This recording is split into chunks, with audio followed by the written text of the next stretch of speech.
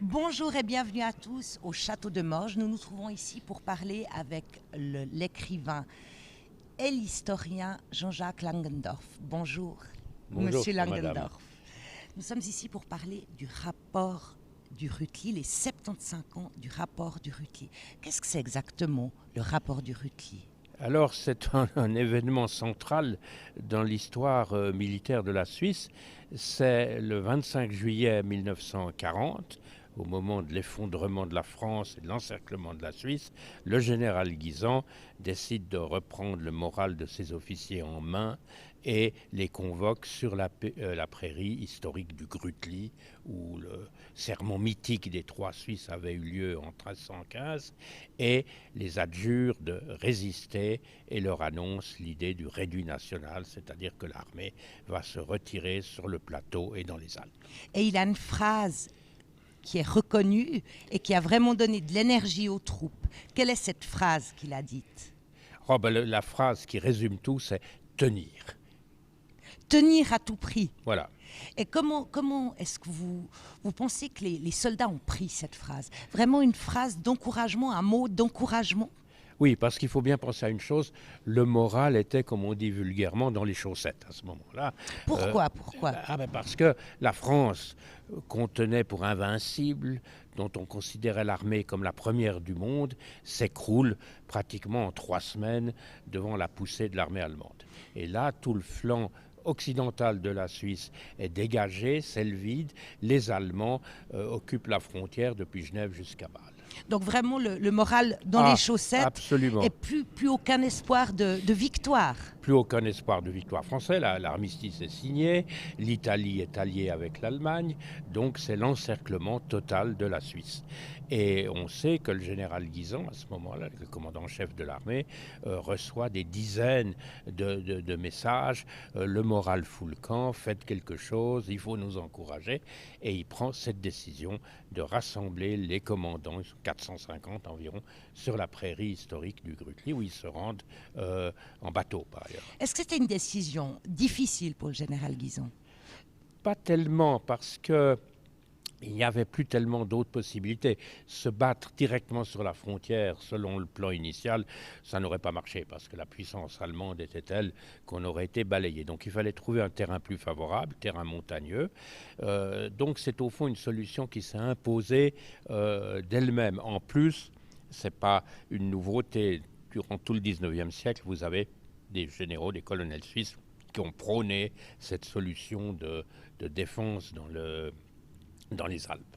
Alors la défense dans les Alpes, comment est-ce qu'elle s'est déroulée ? Donc l'espoir est arrivé avec ce mot prononcé par le général Guisan ? Alors les commandants qui étaient réunis de tous les grades possibles jusqu'au commandant de corps, qui étaient réunis sur la prairie, retournent vers leurs troupes avec un ordre d'armée, le distribuent, le commandent, racontent ce qui s'est passé au Grutli, et ça on a de nombreux témoignages, une sorte de souffle vivifiant traverse l'armée et les officiers.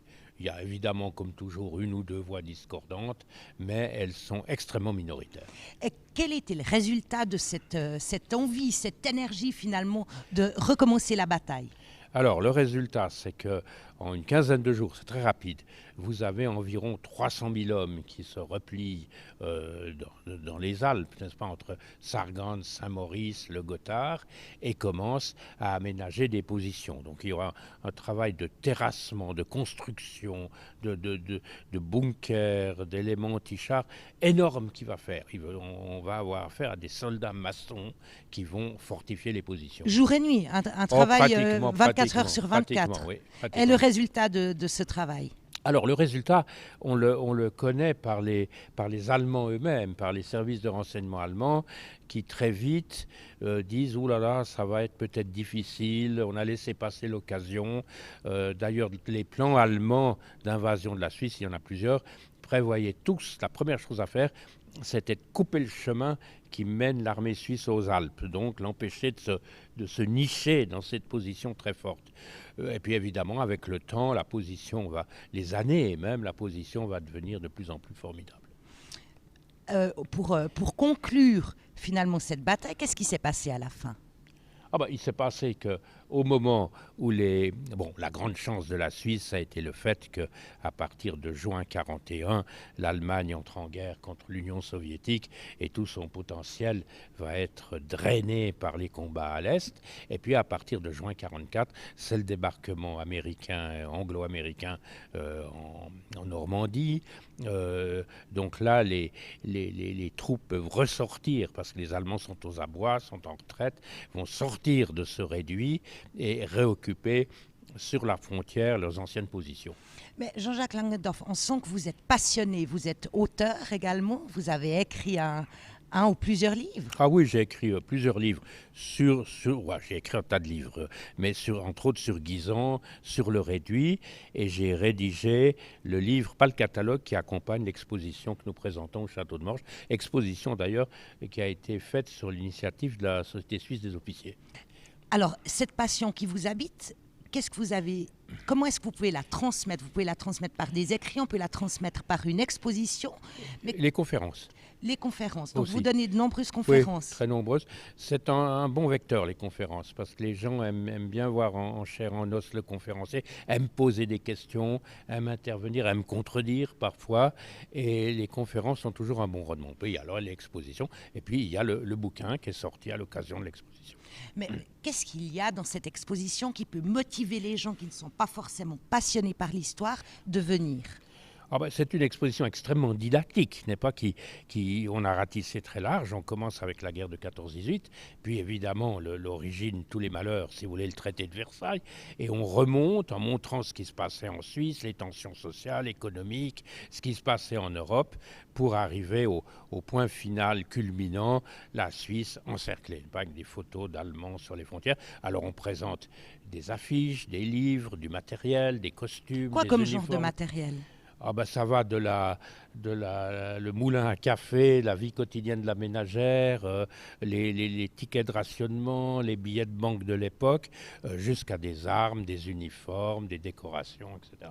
Et évidemment, chaque objet est étiqueté, donc on peut déjà avoir une première impression en lisant les étiquettes. Est-ce qu'il y a eu beaucoup de visiteurs pour cette exposition jusqu'à jusqu'à maintenant ? Alors là, il faudrait demander aux responsables, mais je crois que ça marche bien, oui. Le Château de Morges, c'est vraiment un endroit où il y a 4 musées, de nombreuses expositions, même des expositions spécifiques pour les femmes avec l'art floral japonais. C'est un endroit à ne pas rater, situé au bord du lac, mais bien souvent les gens ont un peu réticence à venir se plonger dans un univers militaire. Oui, mais c'est pas seulement militaire. Une exposition florale, par définition, n'est pas militaire. Et puis, vous avez exposition de soldats de plomb, exposition de très beaux uniformes, l'Ancien Régime. Donc, je crois que tout le monde peut y trouver son compte. Merci à vous tous de nous avoir suivis. Et pour être renseigné sur l'actualité du Château de Morges, vous pouvez vous rendre sur www.château-demorges.ch. À tout bientôt.